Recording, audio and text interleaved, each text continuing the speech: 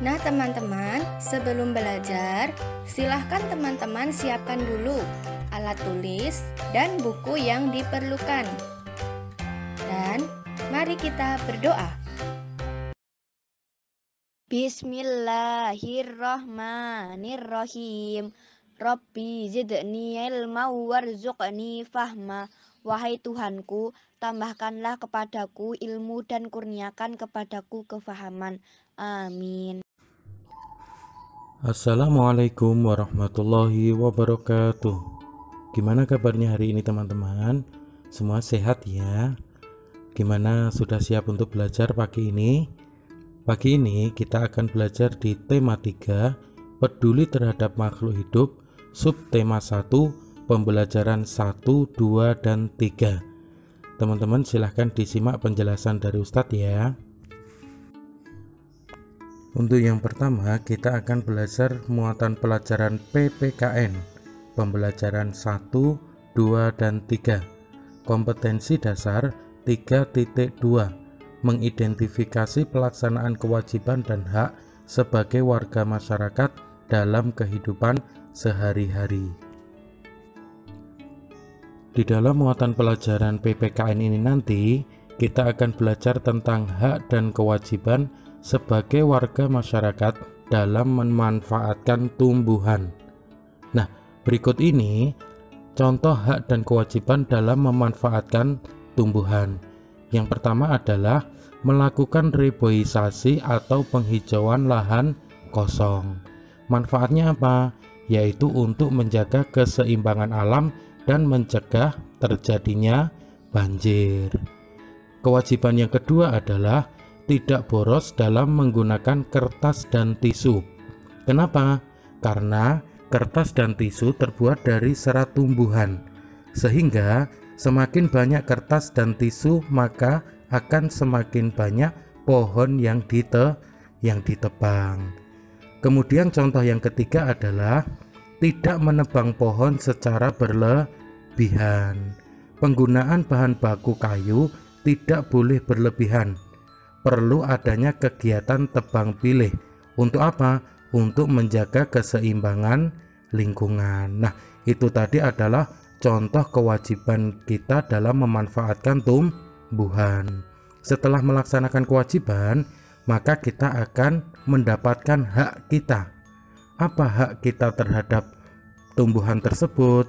Hak kita adalah yang pertama, menikmati lingkungan yang baik dengan udara yang bersih dan segar. Kemudian yang kedua, menggunakan tumbuhan untuk memenuhi kebutuhan sandang kita, pangan, dan papan. Nah, itu adalah contoh hak dan kewajiban kita terhadap tumbuhan. Selanjutnya, kita akan belajar di muatan pelajaran bahasa Indonesia, pembelajaran 1, 2, dan 3. Kompetensi dasar 3.3, menggali informasi dari seorang tokoh melalui wawancara menggunakan daftar pertanyaan. Nah, sebelum kita belajar lebih jauh, kita pahami dulu yuk apa yang dimaksud dengan wawancara. Wawancara adalah percakapan antara pewawancara dan narasumber dalam bentuk tanya jawab. Tujuan wawancara untuk apa? Yaitu untuk mendapatkan informasi akurat dari narasumbernya. Kemudian di dalam wawancara ada istilah pewawancara dan juga ada istilah narasumber. Perbedaannya apa? Pewawancara adalah orang yang mewawancarai, sedangkan narasumber adalah orang yang diwawancarai atau orang yang memberikan informasi. Nah, itu adalah perbedaan antara pewawancara dan narasumber. Selanjutnya, dalam kegiatan wawancara perlu menentukan topik terlebih dahulu. Kemudian, membuat daftar pertanyaan yang akan diajukan kepada narasumbernya. Pertanyaan yang diajukan sebaiknya menggunakan kalimat yang mudah dipahami. Dan ketika bertanya, kita harus mempunyai sikap yang santun saat melakukan wawancara. Nah, di dalam melakukan pewawancara ada beberapa hal yang teman-teman harus memperhatikannya. Apa saja itu? Yang pertama adalah mengucapkan salam dan memperkenalkan diri. Yang kedua, selalu bersikap sopan, ramah, dan wajar.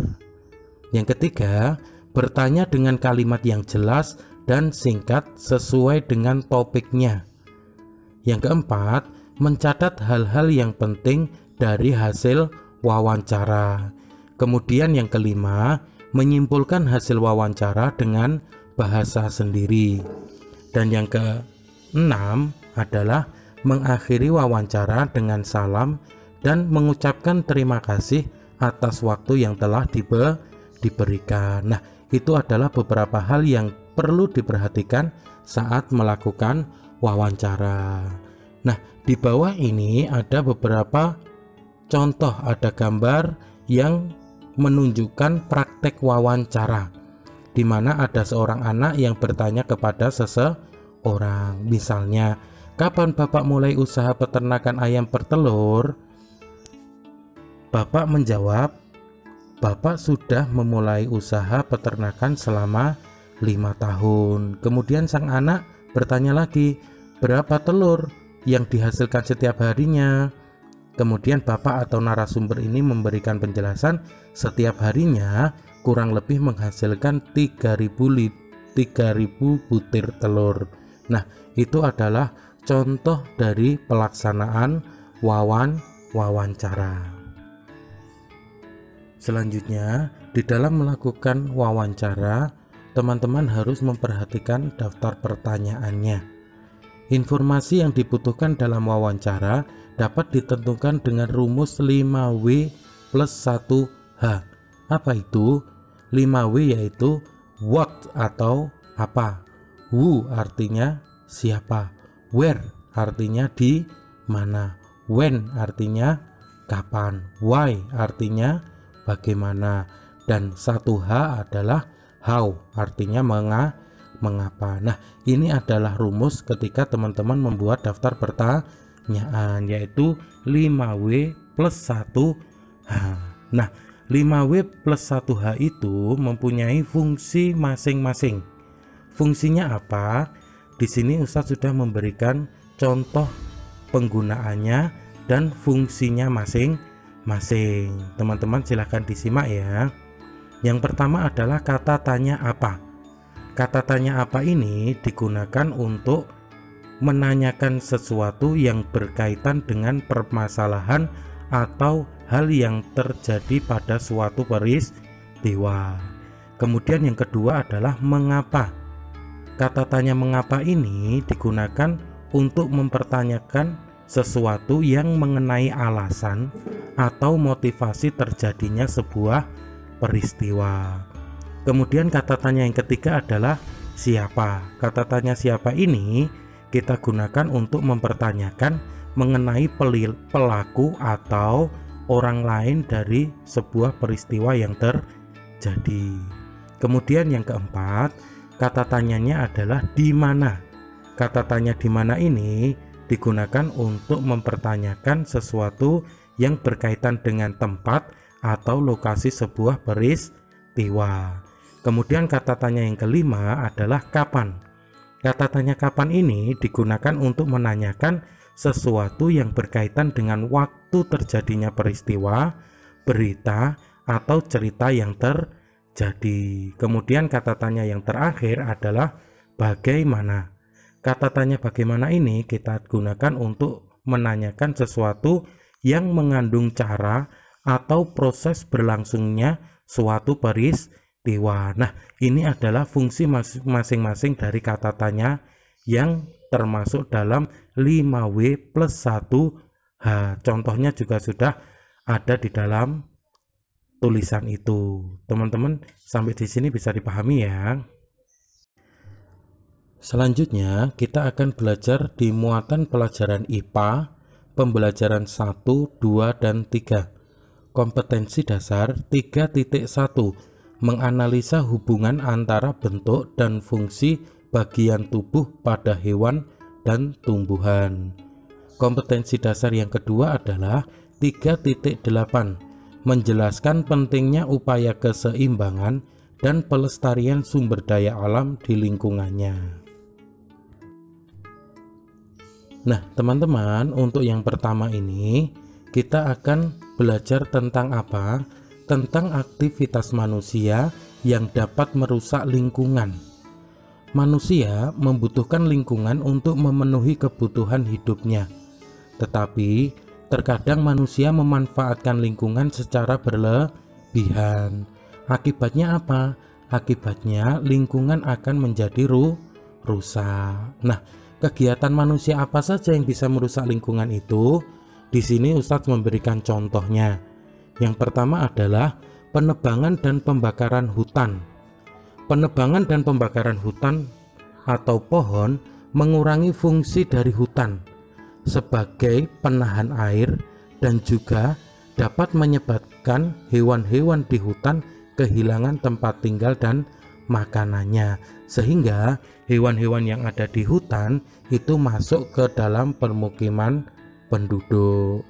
Contoh yang kedua, kegiatan manusia yang dapat merusak lingkungan adalah membuang sampah sembarangan.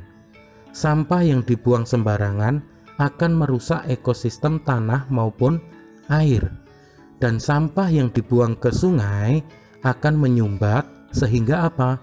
Sehingga dapat menyebabkan banjir. Kemudian contoh kegiatan manusia yang dapat merusak lingkungan adalah perusakan terumbu karang. Apa itu terumbu karang? Terumbu karang adalah hewan laut yang hidup bersama, membentuk koloni di dalam laut, dan merupakan habitat bagi hewan-hewan kecil yang ada di dalam laut. Nah, manusia itu sering mengambil terumbu karang ini untuk dijadikan hiasan. Nah, kerusakan terumbu karang tentunya akan mengakibatkan apa? Mengakibatkan hewan-hewan kecil yang ada di dalam laut kehilangan habitatnya. Ini diakibatkan karena apa? Karena penangkapan ikan dengan menggunakan bahan peledak. Nah, contoh selanjutnya adalah pembukaan lahan untuk pemukiman. Seiring bertambahnya jumlah penduduk, maka kebutuhan tempat tinggal juga akan semakin meningkat. Sehingga dengan dibangunnya perumahan mengakibatkan berkurangnya hutan dan lahan untuk pertanian. Kemudian contoh yang terakhir adalah penggunaan bahan-bahan kimia dan pestisida secara berlebihan. Contohnya apa penggunaan bahan kimia itu? Contoh penggunaan bahan kimia itu adalah penggunaan deterjen ketika teman-teman sedang mencuci. Nah, penggunaan deterjen yang terlalu berlebihan juga tidak baik untuk lingkungan kita. Selain deterjen, penggunaan pestisida beracun juga dapat membunuh makhluk hidup yang ada di sungai. Nah, itu merupakan contoh dari kegiatan-kegiatan manusia yang dapat merusak lingkungan. Selanjutnya, di materi pembelajaran IPA ini, kita akan belajar tentang bagian-bagian tumbuhan dan fungsi-fungsinya. Nah, di sini Ustadz sudah mempunyai gambar contoh bagian-bagian tumbuhan pada tumbuhan tomat, yang mana diawali dari ujung paling bawah. Bagian tumbuhan adalah akar, kemudian naik ada batangnya, kemudian setelah itu ada yang namanya buah, kemudian ada yang namanya daun, dan juga ada yang namanya bunga. Nah, ini adalah contoh bagian-bagian tumbuhan. Ada akar, ada batang, ada buah, ada daun, dan juga ada bunga. Nah, kita akan bahas satu persatu dari bagian-bagian tumbuhan tersebut. Silahkan teman-teman disimak ya. Nah, tumbuhan yang pertama adalah akar. Secara umum, akar terdiri atas akar utama, cabang akar, rambut akar, dan ujung akar. teman-teman bisa dilihat di gambar yang sudah Ustadz berikan di dalam slide ini. Ujung akar berada di paling bawah. Ya. Kemudian selanjutnya di atasnya ada yang namanya rambut akar. Kemudian ada juga yang namanya cabang akar. Dan yang paling akhir, yang paling atas adalah dinamakan akar utama. Nah, ini adalah bagian-bagian yang ada di dalam akar. Nah, selanjutnya akar juga terbagi menjadi beberapa jenis. Apa saja itu? Yang pertama adalah akar tunggang. Yang kedua adalah akar serabut. Yang ketiga adalah akar adventif. Nah, kita bahas satu persatu ya teman-teman. Bagian akar yang pertama adalah akar tunggang. Akar tunggang ini biasanya dimiliki oleh tumbuhan yang jenisnya dikotil atau berbiji keping dua. Contoh tumbuhannya apa? Yaitu jeruk, kemudian ada juga pohon jambu. Bagian akar yang kedua adalah akar serabut. Akar serabut terdapat pada tumbuhan monokotil. Ya, jadi bedanya dengan akar tunggang tadi, kalau akar tunggang itu yang memiliki adalah tumbuhan yang jenisnya dikotil. Kalau akar serabut ini dimiliki oleh tumbuhan yang jenisnya monokotil. Contohnya apa? Contohnya adalah pohon salak, kemudian ada pohon jagung, kemudian ada pohon anggrek, dan lain-lain. Kemudian bagian yang ketiga atau jenis yang ketiga adalah akar adventif. Akar adventif ini terbagi menjadi beberapa jenis.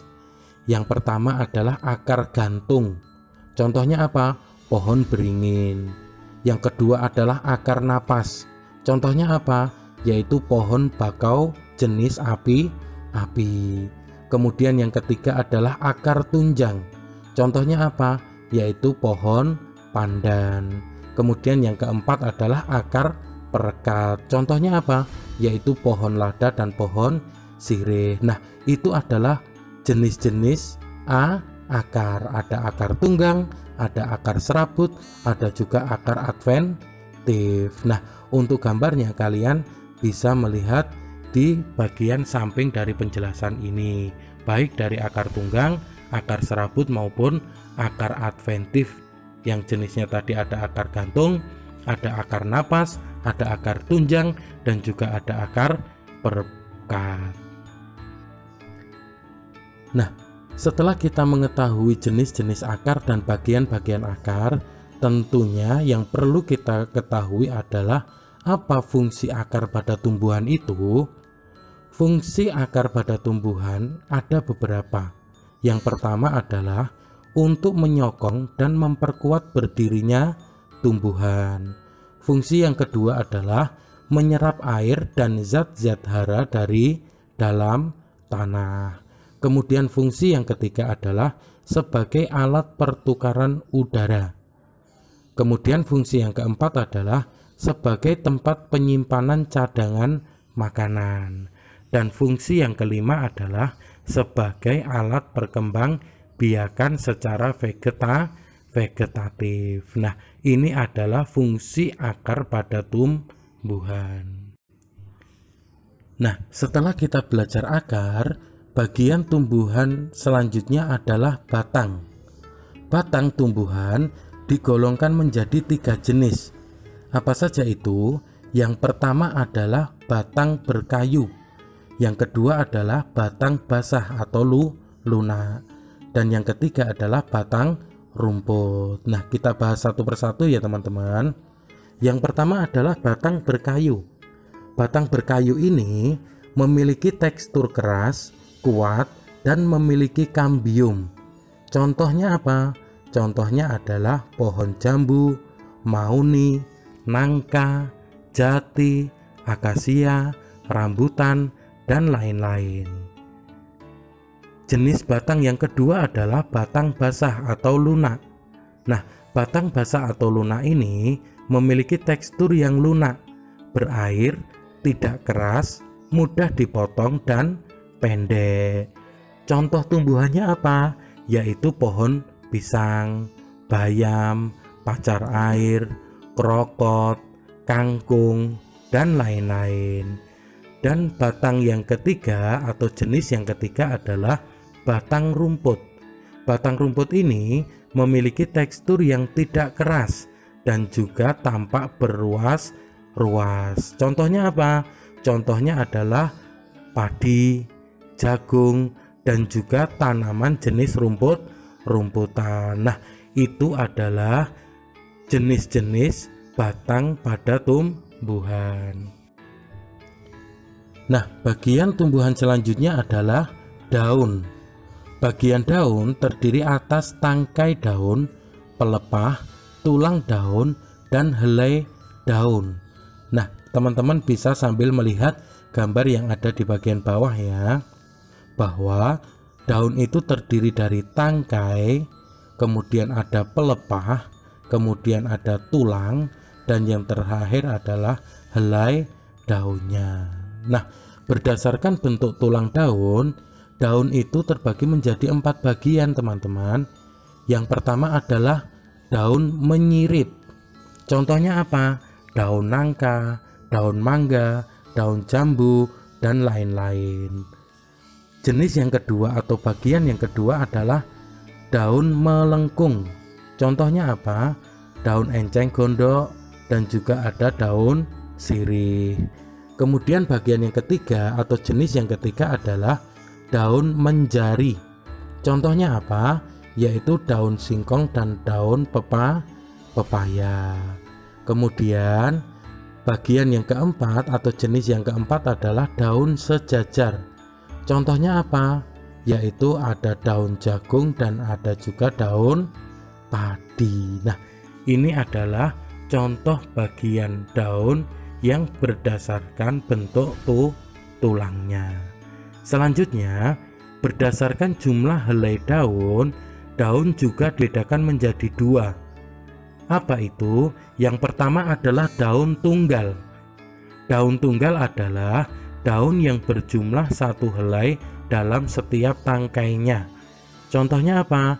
Yaitu daun jambu, daun mangga, daun rambutan, dan juga ada daun-daun yang lainnya. Kemudian bagian yang kedua yaitu daun majemuk. Apa itu daun majemuk? Daun majemuk adalah daun yang terdiri dari beberapa helai dalam setiap tangkainya. Contohnya apa? Contohnya adalah daun putri malu, kemudian daun petai Cina, dan juga ada daun kelapa. Nah, itu adalah beberapa bagian atau jenis yang ada di dalam bagian tumbuhan daun. Nah, bagian tumbuhan yang selanjutnya adalah bunga. Bunga tersusun atas beberapa bagian, yaitu tangkai, dasar bunga, kelopak, mahkota, benang sari, dan putih. Nah, teman-teman bisa melihat gambar yang Ustadz berikan di dalam slide ini, di mana di dalam slide ini atau di gambar ini Ustadz memberikan bagian-bagian bunga beserta fungsi-fungsinya. Yang pertama adalah benang sari. Benang sari itu sebagai apa? Dia sebagai alat perkembangbiakan jantan pada bunga. Kemudian yang kedua adalah putih. Putih ini adalah sebagai alat perkembangbiakan betina pada bunga. Kemudian selanjutnya adalah mahkota bunga. Mahkota bunga ini berfungsi untuk menarik perhatian serangga. Kemudian selanjutnya adalah kelopak bunga. Kelopak bunga ini berfungsi untuk melindungi bunga ketika masih kuncup. Kemudian bagian bunga yang selanjutnya adalah dasar bunga. Dasar bunga ini berfungsi sebagai tempat kedudukan bunga. Dan bagian bunga yang terakhir adalah tangkai bunga. Tangkai bunga ini berfungsi untuk menghubungkan bunga dengan batangnya. Nah, berdasarkan kelengkapan bagiannya, bunga dibedakan menjadi 2, yaitu yang pertama adalah bunga lengkap. Apa itu bunga lengkap? Bunga lengkap adalah bunga yang memiliki alat perkembangbiakan baik putik dan benang sari, dan juga memiliki perhiasan bunga atau mahkota dan kelopa bunga. Contohnya adalah bunga mawar, bunga anggrek, bunga sepatu, dan lain-lain. Kemudian bagian bunga yang kedua adalah bunga tidak lengkap. Apa itu bunga tidak lengkap? Bunga tidak lengkap adalah bunga yang tidak memiliki salah satu dari bagian bunga. Contohnya bunga kamboja dan bunga kelapa. Nah, ini adalah bagian-bagian yang berdasarkan kelengkapan bagian pada bunga. Selanjutnya, berdasarkan alat perkembangbiakan, bunga dibedakan menjadi dua macam, yaitu yang pertama adalah bunga sempurna. Bunga sempurna adalah bunga yang memiliki alat perkembangbiakan jantan atau benang sari dan juga betina atau putih. Contohnya adalah bunga kopi, bunga jambu, dan lain-lain. Kemudian yang kedua adalah bunga tidak sempurna. Apa itu bunga tidak sempurna? Bunga tidak sempurna adalah bunga yang hanya memiliki satu alat perkembangbiakan saja. Contohnya apa? Contohnya adalah salak. Nah, bagian tumbuhan yang selanjutnya adalah buah. Buah berfungsi untuk melindungi biji dan sebagai cadangan makanan. Buah terdiri atas kulit, daging buah, dan biji buah. Teman-teman bisa melihat gambar yang ada di sampingnya ya. Ada bijinya, ada daging buahnya, dan juga ada kulit buahnya. Contohnya apa? Buah mangga, buah apel, buah alpukat, dan lain-lain. Kemudian bagian tumbuhan yang selanjutnya atau bagian tumbuhan yang terakhir adalah biji. Biji memiliki keping biji. Ada yang berkeping satu, ada juga yang berkeping dua. Biji yang berkeping satu disebut dengan monokotil, dan biji yang berkeping dua disebut dengan dikotil. Nah, teman-teman, bagian tumbuhan yang sudah kita bahas ini, teman-teman bisa memahami ya, baik bagian-bagiannya dan fungsi-fungsinya. Nah, teman-teman, selanjutnya kita akan belajar di muatan pelajaran IPS, pembelajaran 1, 2, dan 3. Kompetensi dasar 3.1, mengidentifikasi karakteristik ruang dan pemanfaatan sumber daya alam untuk kesejahteraan masyarakat dari tingkat kota atau kabupaten sampai dengan tingkat provinsi. Nah, di dalam materi pelajaran IPS ini nanti kita akan belajar tentang kenampakan alam dan pemanfaatannya. Kita akan mengenal tentang kenampakan alam dan pemanfaatannya. Nah, kita pahami dulu yuk, apa yang dinamakan kenampakan alam itu. Kenampakan alam atau bentang alam adalah segala sesuatu yang dibentuk oleh peristiwa yang berada di alam. Kenampakan alam meliputi wilayah daratan dan juga wilayah perairan. Nah, keuntungan dan pemanfaatan kenampakan alam ini diantaranya adalah yang pertama, pantai. Pantai ada yang landai, ada juga yang terjal. Pantai landai digunakan untuk objek wisata atau dimanfaatkan untuk objek wisata. Selain itu, juga dimanfaatkan untuk olahraga air. Kemudian dimanfaatkan juga sebagai sarana budidaya ikan atau tambak. Dan yang terakhir, dimanfaatkan untuk tempat menambatkan perahu nelayan. Nah, ini adalah pemanfaatan pantai landai. Kemudian yang kedua, pantai terjal. Nah, pantai terjal ini biasanya terdapat gua-gua yang menjadi habitat burung walet. Nah, burung walet ini mempunyai manfaat untuk manusia. Salah satunya apa? Sarang burung walet, yang mana dimanfaatkan untuk bahan makanan atau sebagai bahan obat-obatan. Nah, orang-orang yang berada di sekitaran pantai itu mempunyai mata pencaharian sendiri-sendiri. Apa mata pencaharian penduduk daerah pantai? Mata pencaharian penduduk pantai adalah nelayan, pengrajin hiasan dari kerang, dan lain-lain. Kemudian, kenampakan alam yang kedua adalah dataran tinggi. Apa itu dataran tinggi? Dataran tinggi adalah permukaan bumi yang memiliki ketinggian lebih dari 500 meter di atas permukaan laut. Daerah dataran tinggi biasanya dimanfaatkan sebagai apa? Sebagai perkebunan, baik perkebunan teh, perkebunan kopi, perkebunan sayur-sayuran, dan lain-lain. Selain perkebunan, dataran tinggi juga dimanfaatkan sebagai tempat peternakan. Nah, penduduk yang ada di daerah dataran tinggi itu mempunyai mata pencaharian apa? Yaitu petani, peternak, dan juga ada penyedia jasa penginapan. Nah, itu tadi adalah kenampakan dataran tinggi. Kemudian yang ketiga, kenampakan alam yang ketiga adalah dataran rendah. Apa itu dataran rendah? Dataran rendah adalah permukaan bumi yang memiliki ketinggian kurang dari 200 meter di atas permukaan laut. Daerah dataran rendah ini biasanya dimanfaatkan untuk tempat bermukim, lahan perkebunan, lahan pertanian, dan juga untuk tempat industri. Nah, penduduk yang ada di daerah dataran rendah biasanya mempunyai mata pencaharian apa? Yaitu petani, karyawan, penyedia jasa, dan lain-lain. Nah, itu tadi adalah kenampakan alam dan pemanfaatannya yang dilakukan oleh manusia. Selanjutnya, kita akan belajar di muatan pelajaran SBDP pembelajaran 1, 2, dan 3. Kompetensi dasar 3.4, memahami karya seni rupa teknik tempel.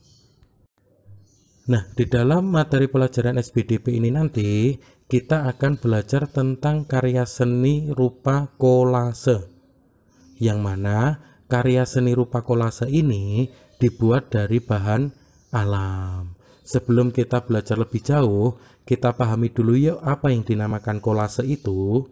Kolase adalah karya seni rupa 2 dimensi yang menggunakan bermacam-macam paduan bahan dan ditempelkan pada permukaan gambar.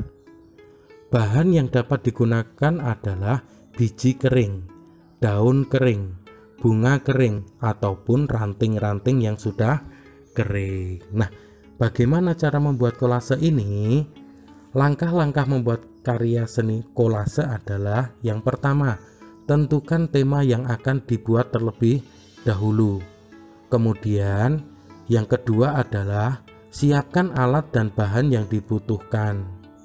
Setelah tema dan alat yang dibutuhkan sudah siap, maka langkah yang ketiga adalah kita membuat sketsa gambarnya. Kemudian langkah yang keempat adalah potong bahan sesuai dengan kebutuhannya. Kemudian langkah yang kelima adalah tempelkan pada media dengan rapi menggunakan lem. Dan langkah yang keenam adalah perhatikan ukuran, warna, dan bentuknya. Supaya apa? Supaya terlihat rapi. Nah, ini adalah contoh langkah-langkah dalam membuat karya seni kolase.